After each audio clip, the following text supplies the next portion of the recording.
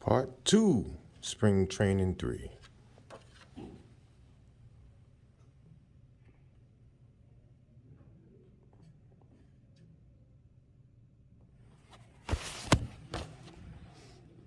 We meet this image of a striking deity again in hour 2 of the ancient Egyptian book Amduat.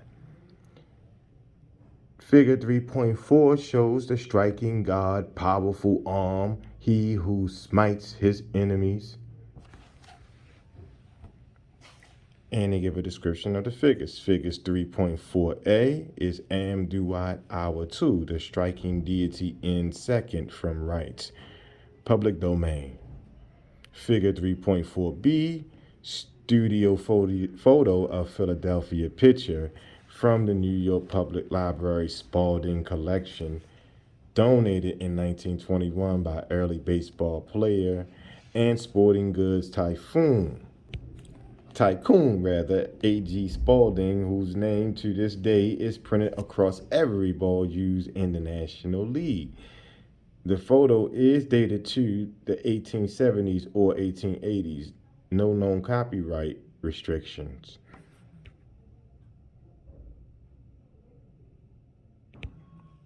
Pharaoh Taharka exhibits the same pitching posture of the striking deities on the Narmer palette and in the Amduat text. John Claude Goyon, who translated the hieroglyphics carved on the wall of the edifices, notes that the underground building was consecrated to primeval deity Amun in his ancient aspect as the god DSR, or he whose arm is sublime. The text for the throwing of the balls right also states that the king throws the balls when he halts at the mound of Osiris. So the ancient king pitches from a pitcher's mound, just like our modern baseball pitchers. However, this is the pitcher mound of Osiris, who all the potent noble dead are associated with in the coffin text. In addition, the image in plate 25 of Taharka with his arm raised, his legs spread to throw, his left arm stretched out, is the same image of powerful arm, he who smites his enemies in Amduat Hour 2. However, in ancient Egyptian texts and the edifice of Pharaoh Taharka, arms have a special genetic significance in the Pharaoh's netherworld journey, as they do for our modern genetic engineers who also speak of genetic arms on DNA molecules. According to the isosthesis interpretation of the ancient Egyptian text as decoded through the lens of contemporary science, the edifice's artwork in the rites of the mound of the Hemi, room E, west wall, of two arms outstretched like Christ's stance on the cross, is the sign for the two arms of the viral genome, DNA, or chromosome of phage lambda. Now, lambda lifestyles happen in the tiny quantum world. So the subterranean edifice of Pharaoh Taharka symbolizes his journey to the quantum world, described as the regions of the dwarfs. The ongoing echo of this tiny dwarf world is the modern baseball dugout, which is nested in a modern baseball stadium that is akin to a large concave underground hole. Further, the king in the Narmer palace swings a white mace or heavy club similar to a modern bat. Actually, King Narmer's mace is the identical shape of the bacteriophage lambda, whose morphology is a triangulated icosahedral head enclosed in a spear. See figure 3.5. As many observed in December of 2006, the Chicago Field Museum exhibit of King Tutankhamun circa 1334 through 1325 BCE and his royal ancestors showcased a beautiful white sculpture of a mace with a triangulated head. The mace or bat of the pharaohs has the iconic morphological signature of the spherical phage lambda.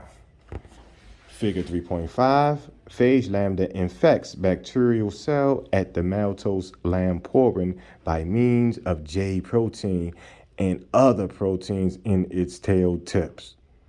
Like a syringe, it then injects its linear DNA into the host cell. Permission to use the Wikipedia GNU free documentation license. The genetic switch hitter. Probably the strongest connection between the game of baseball and phage lambda is the competition between its two dominant repressor, protein C1 and crow proteins that control lambda's two lifestyles, respectively, lysogeny and lysis. Both proteins compete for the three binding sites or gene seats on the right arm of the viral genome. But there are also three binding sites or gene seats on the left arm that help determine the lifestyle of lysogeny or lysis. See Figure 3.6. Put simply, possession of the right arm's three gene seats allows both C1 and crow protein to fold and bind to their genes or home plates. These three gene seats are similar to baseball's three bases. Both C1 protein and crow protein have a team of enzymes that cascade into the contest to win the three bases, making a run to the protein's native folded state or home plate. The competition is especially tough because the genes encoding C1 protein and crow protein are adjacent on the lambda chromosome. So the proteins and their folding energy landscapes are entangled. Also, crow protein is much smaller than C1 protein, so it is David and Goliath all over again. Crow protein is made of only 66 amino acids, while C1 protein has 236 amino acids. It is interesting that crow protein has 66 amino acids, reminding one of the number of the beast, 666, in the book Revelations 13:18. Also, the two competitive proteins are transcribed in opposite direction. C1 protein is transcribed leftward, right to left, while crow protein is transcribed rightward, left to right. If C1 protein and its team of proteins capture the binding bases first due to leftward transcription by the RNA polymerase activator, the virus becomes dormant within the cell for the lifestyle of lysogeny.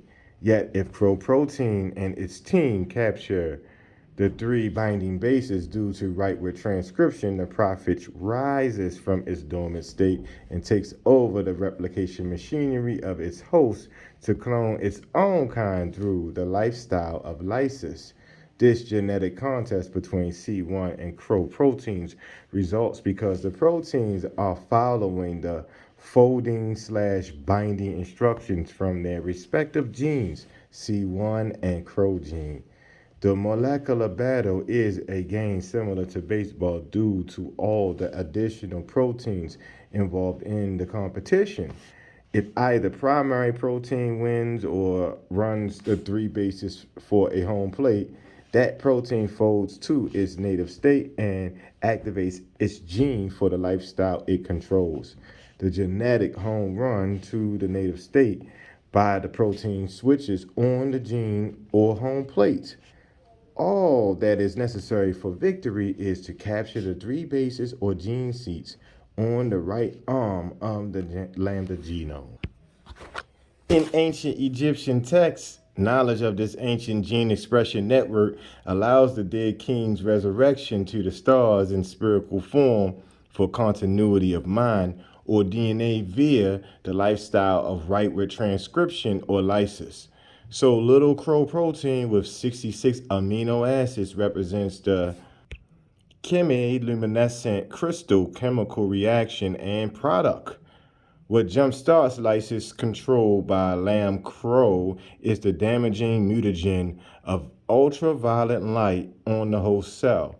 By anticipating the future through a viral model, the pharaonic priesthood tapped into the information about the human species that was encoded into the human DNA, but they concealed the information from the plebeians. Consider figure 3.6, a diagram of the baseball diamond that shrinks into a dual diagram below of lambda chromosome DNA, transcribing the microscopic gene basis of competing C1 and CRO proteins and their genes. And this is figure 3.6. Permission to use baseball field from Wikipedia GNU free documentation license. Below is the lambda chromosome showing adjacent C1 and CRO genes. C1 repressor protein is the product of C1 gene controlling the lysogeny lifestyle of phage lambda. CRO repressor protein is the product of CRO gene controlling the lysis lifestyle of phage lambda. Figure 3.6 is a section of the lambda DNA or chromosomes showing the 3 left operator sequences and 3 right operator sequences that activate either leftward transcription of the C1 gene or rightward transcription of the CRO gene. The proteins battle over control of the 2 promoters or series of 3 leftward operator sequences OL1, OL2, OL3. The 3 rightward operator sequences OR1, OR2, and OR3 that determine lysogeny or lysis. Ancient Egyptian texts named these operator sequences the mansion of the 6. Both proteins bind to the right side, but in a preferential order. C1 binds the right in the order of OR1, OR2, OR3, while CRO binds OR3, OR2, OR1. Egyptian texts describe this protein battle as a competition between 2 brothers, Seth, C1, and Horus, CRO. If C1 protein or Seth binds the OR first, then it captures the entire operator sequence, simulates its own synthesis, and stops the rightful order of CRO or Horus. Lysogeny is the result. Yet, Coffin text 1181 states, I am sitting on the eye of Horus as the first of the 3, indicating victory for Horus, CRO, by winning OR first. How does CRO protein or Horus win? In vivo. If the cell DNA is badly damaged by ultraviolet UV irradiation, the cell triggers its SOS response, which activates the host cell protein E. coli, REC-A. Put simply, this enzyme destroys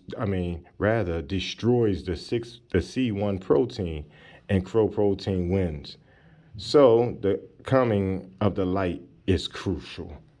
Now, in the early days of baseball, runners often went around the bases in the opposite direction, like CRO protein OR3, OR2, and OR1 binding process.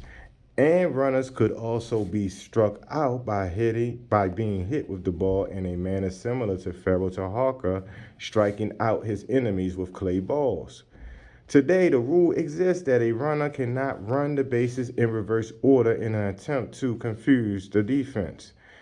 When New York Mets outfielder Jimmy Pearsall hit his 100th home run on June 23, 1963, he ran the bases in the correct order but facing backwards. Many consider Pearsall's behavior eccentric. Perhaps his inspiration came from the ancient Egyptian game where deities walked backwards to signify time reversed to the origin or the protein's home plate. In light of these analogies, accepting the folk game like rounders and crickets in England where the origin of baseball neglects ancient Egyptian sources of knowledge and misses the genetic evolutionary meaning of ancient signs decoded by the ISIS thesis.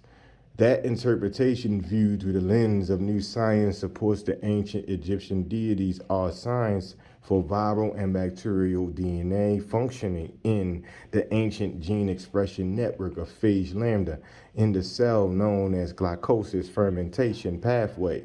This microbiological rationale for baseball or sports warfare is supported by the carvings on the subterranean edifice of Pharaoh Taharka. Wearing a ceremonial tail, Pharaoh Taharka throws one of the first fastballs in history, symbolic of clearing away the enemies. The balls are born to protect the risen Osiris forever, and the action of these signs support the dynamics of the ancient viral slash bacterial gene expression network for the lytic cycle as defined by modern experiment and observation of phage lambda and its E. coli bacterial host. This same genetic pattern of sports warfare is evident in Mayan culture.